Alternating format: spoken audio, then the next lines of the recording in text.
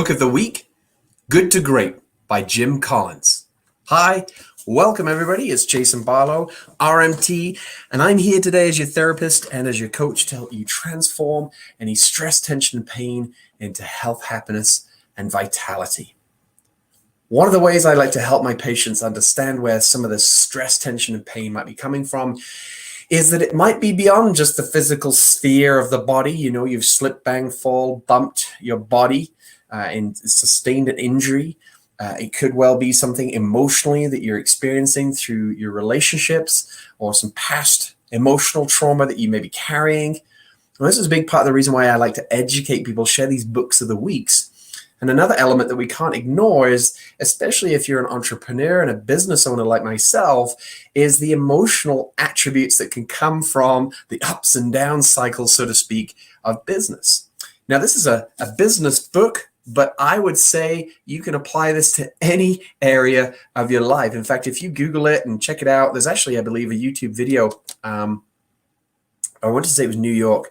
The police commissioner that took on the principles from good to great and put them into the context of the police force. And as a result, he speaks to the benefits that he gleaned personally and professionally, as much as the police force itself and the influences and statistics that it had upon crime in the communities that he was policing. So this goes far beyond just business, even though it's labeled technically as a business text. It is a #1 bestseller. And it is one of those books that you just carve away at. You know, it's a fairly thick book. It could take you some time, like it did with me, almost 300 pages.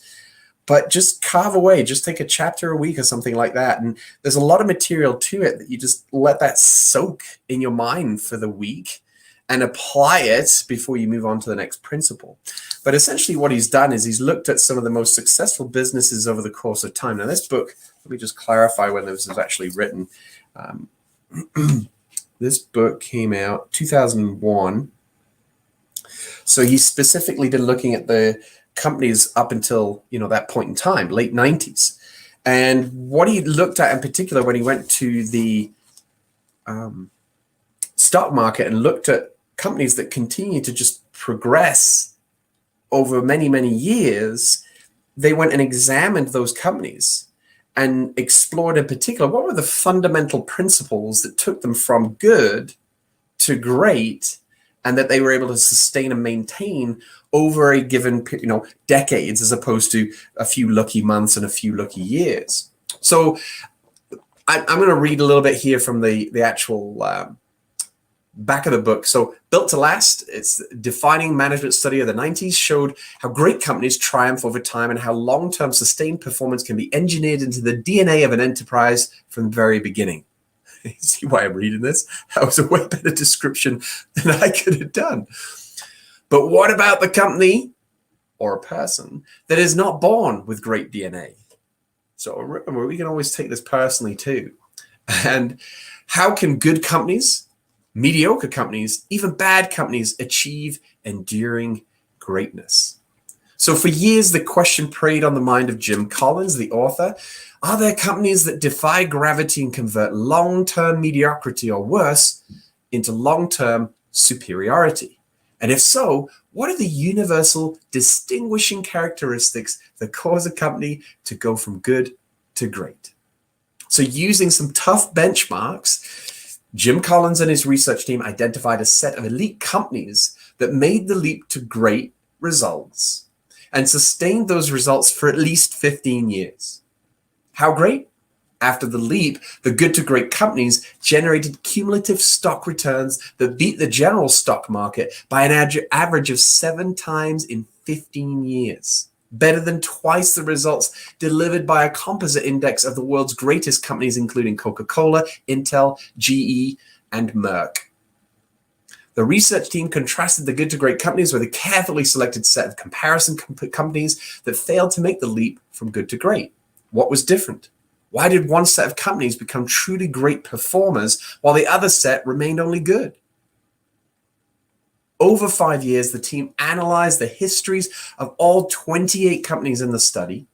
After sifting through mountains of data and thousands of pages of interviews, Collins and his crew discovered the key determinants of greatness, why some companies make the leap and others don't.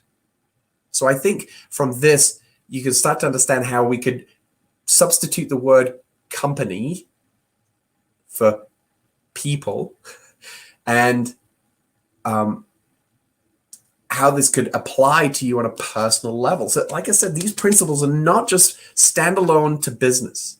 So what are the findings? The findings of the Good to Great study will surprise many readers and shed light on virtually every area of management strategy and practice. These findings include level 5 leaders. The research team was shocked to discover the type of leadership required to achieve greatness. They go far beyond just selfish intention. They are selfless, focused on the company, focused on the benefit for as many people as they can possibly reach as a broader market.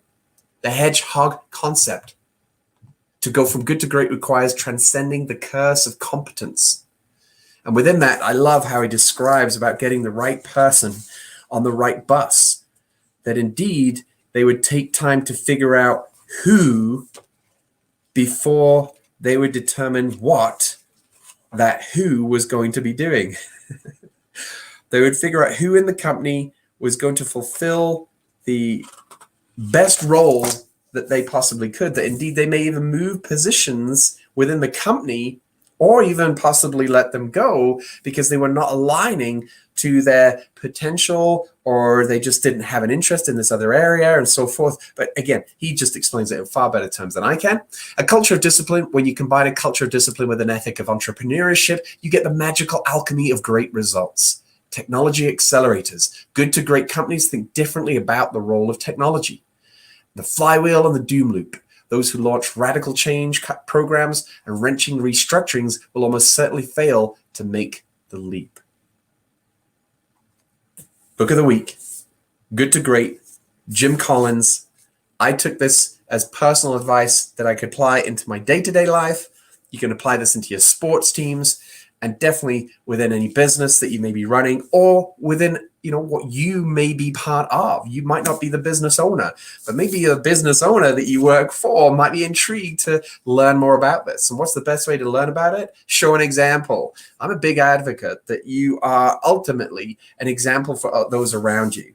And if they're a level 5 leader, they will see that within you as an example. And I'm confident they will actually allow you to grow with the business and move up in the chain of command, so to speak. And who knows where that could actually lead. But Good to Great, a phenomenal book, extends far beyond just business. Highly recommended. Go enjoy it. Enjoy your weekend. And we'll see you guys next week. And remember, your muscle health is my number 1 priority. And I say that at the end because if you have a book like this and you take on board what's being said in here and apply it to your day-to-day life, it's guaranteed. You're going to have a different perspective on how you handle things. And with a different perspective, more positivity, guess what that brings? More health, happiness, vitality.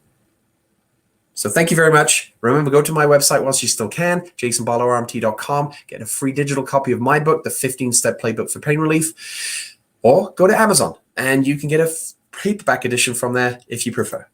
Farewell. Have a great day.